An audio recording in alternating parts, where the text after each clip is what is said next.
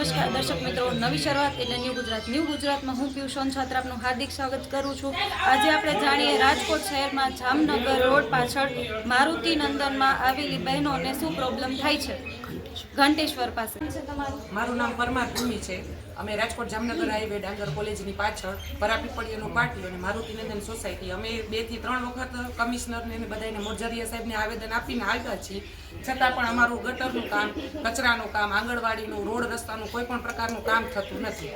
પણ તમે કેટલી વાર ફરિયાદ કરીને આવ્યા છો? ફરિયાદ અમે 2 થી 3 વખત કરીને આવ્યા છીએ અને બધા પર્સનલી જે પ્રોપર કરી આવ્યા છે એ બધું અલગ છે। અમુક ઘણી વખત લેખિતમાં આપીને આવ્યા છે, અમુક લોકો રજૂઆત કરી આવ્યા છે અને ગયા વર્ષે પાણીનો પ્રશ્ન હતો જે આવી રીતે લેડીઝો 4-5 જે હતી એ ત્યાં ઓફિસે જઈ અને એ લોકોએ રજૂઆત કરી એટલે પાણીનો પ્રશ્ન સોલ્વ થયો છે, પણ છતાં હજી ગેસની લાઈનનો, પછી રોડ રસ્તાનો છે, પાણીનો પ્રશ્ન છે, કચરાનો છે કે કચરાની ગાડી રોજે રોજ આવતી જ નથી। અમે લોકો કમ્પ્લેન કરવા જાય એટલે એ લોકો એક દિવસ મોકલે છે, પછી પાછો બીજા દિવસે પાછો એને થાય છે। અહીંયા તમે રસ્તામાં જોઈ શકો છો કે કેટલો કચરો પડ્યો છે, હેઠવાડ ને બધું ખરાબ રીતે આ લોકો નાખે છે સોસાયટી વાળા, કારણ કે કચરો નાખવાની કોઈ પણ જગ્યા શ્રેષ્ઠ છે જ નહીં એના માટે। તો તમે ફરિયાદ કર્યા પછી કોઈ એક્શન લેવા આવતું ના, કોઈ પ્રકારનું કોઈ એક્શન લેવા આવતું જ નથી। તમે જે લોકો અહીંયા કને આવીને તમારી ફરિયાદ લઈ ગયા છે એનું તમે નામ કે બતાવી શકશો? ફરિયાદ લેવા કોઈ ફરિયાદ કોઈ લેવા અમે ખુદ જાતે જઈને જ ફરિયાદ કરી છે, એ લોકો કોઈ જોવા જ નથી આવતું, જોવા જ નથી નહીં કોઈ નથી આવતું। તમે જ્યાં ફરિયાદ કરવા ગયા હતા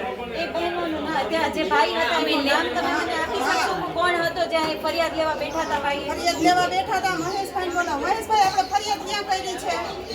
તમે ફરિયાદ કેને કરી? મોરજરિયા સાહેબ એમને એમ કીધું કે અમારી પાસે કઈ ઓપ્શન જ નથી અને કરવાનો। મોરજરિયા સાહેબે ચોખ્ખું જ એવું કીધું છે કે તમારા સોસાયટીમાં રોડ રસ્તા બિલકુલ થશે જ નહીં।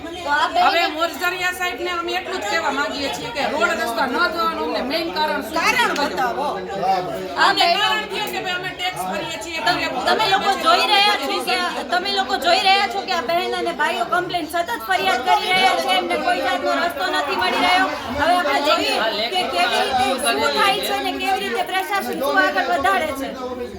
તમે લોકો જો આ ફરિયાદનો પાનો જો એ લોકો કેટલી ફરિયાદો કરી આવ્યા છે, આગળ કોઈ લોકોને કોઈ સમાધાન નથી મળતો। 2019 એ લોકો સતત ફરિયાદો કરી રહ્યા છે, એ લોકો કાંઈક રસ્તો માંગી રહ્યા છે જે લોકોને રસ્તો નથી મળતો। હા, અમારે નાના બાળ બચ્ચા બીમાર પડે પણ કોણ સાંભળે? અમારું નાના માણસનું કોઈ સાંભળતું જ નથી। કહે છે કે તમે વેરો તો ભરતા નથી। મેં કીધું વેરો ભરતા હોય તોય તમારા પાસે આવી આછા જોઈ લો। ત્યારે મેં જોયું વેરો ભરેલું છે, ત્યારે મેં સ્ટેમ્પ મારી રિસીવ કરી બતાવો તમે કે તમે કેવી રીતે કરો છો। હા, આની અરજી ભરી આની હા, બોરા બધાયને છે ને કલેક્ટર સુધી આ દે। તમે જોઈ રહ્યા છો કલેક્ટર સુધી ફરિયાદો જઈ રહી છે।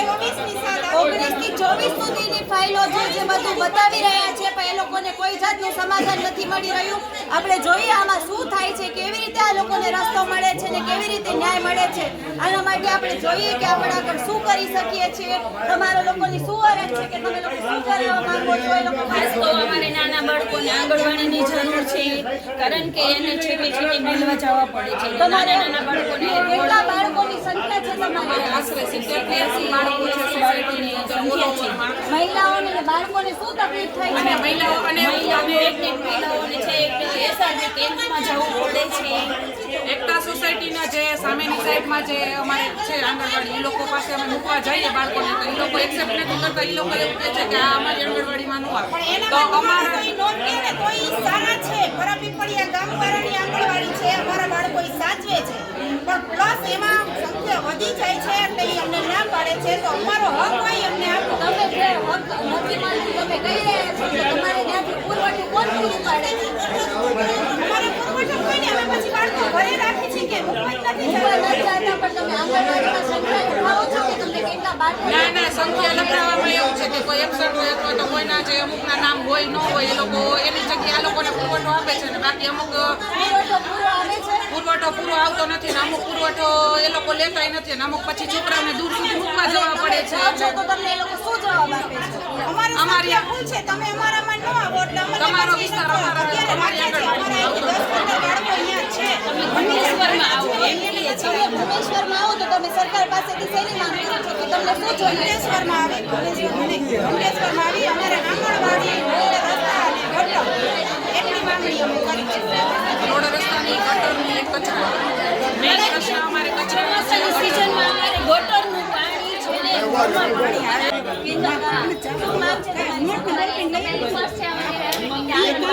આંગણવાડી માટે અમારે છે ને રોડ ક્રોસ કરીને જાવું, હાઈવે વાળો રોડ છે, અમારાથી છોકરા નાના છે, રોડ ક્રોસ કરીને 2 છોકરા કેવી રીતે લઈ જવા? પ્લસ બીજો પ્રશ્ન છે કે ગટર લાઈન નથી. ગટર લાઈનના લીધે ભૂગર્ભ ને બધું ભૂગર્ભ હોય તો ને એમ કહ્યું છે કે શૌચાલય બનાવો, તો શૌચાલય શેના માટે બનાવો? ભૂગર્ભની લાઈન નથી તો શૌચાલય શું લેવા બનાવવાની જરૂર છે?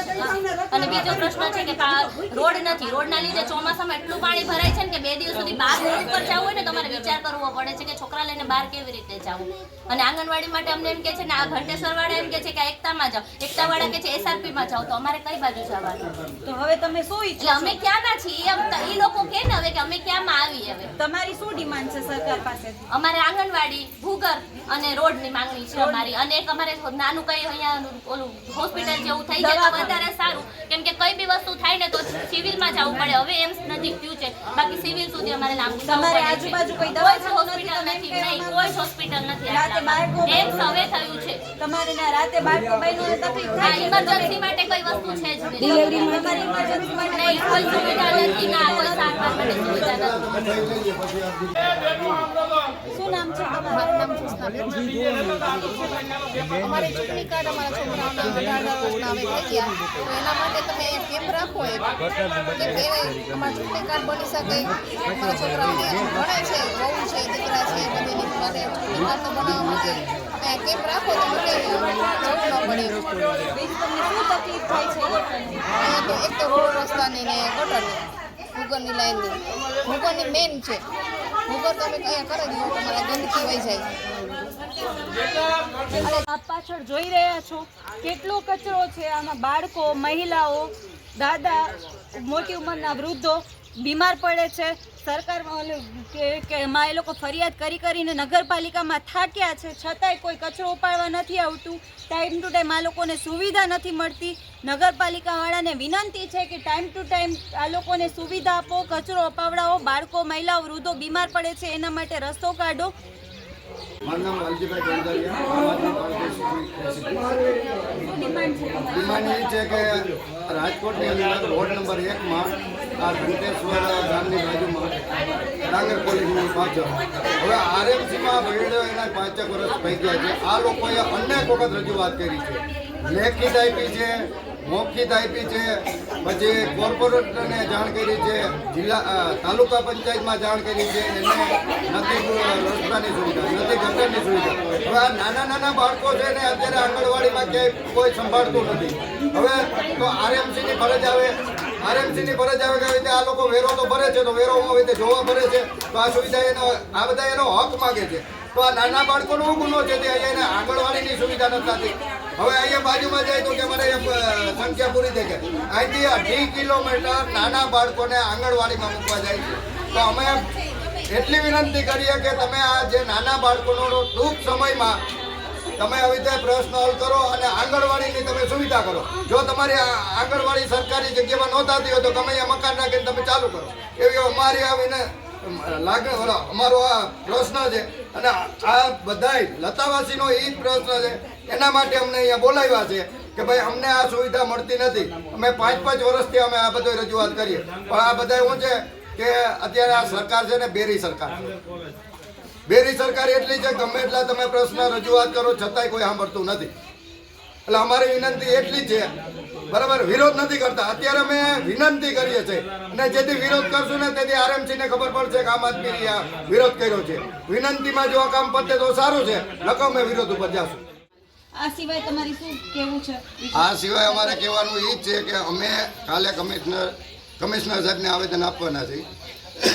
એક તો આપેલું છે 26/12 અમારું આપેલું છે આ લતાનું. હવે કાલે અમે પાછું આવેદન આપીએ છીએ.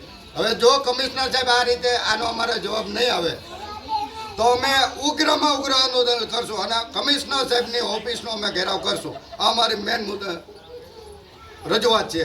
જો પ્રેમથી પતે તો ભલે, ઉગ્ર આંદોલન અમે કરવાના છે. ભલે એને જેલના દરવાજા ખુલ્લા રાખવો હોય તો અમારે આમ આદમી પાર્ટી એના માટે તૈયાર જ છે. બાકી આ પબ્લિકની અમે સુવિધા લેશું. વેરો ભરીએ એટલે કોઈ મફતિયા નથી, કાયદેસરની સોસાયટી છે અને મકાન વેરો ભરે છે. બહેનોની ઉગ્રતા કેવી છે, બહેનો કેવી રીતે અત્યારે સરકાર પાસેથી માંગ કરે છે. હું ઈચ્છું છું કે સરકાર આ લોકોની સમસ્યાઓનું જલ્દીથી જલ્દી સમાધાન કરે અને એમને ન્યાય અપાવે.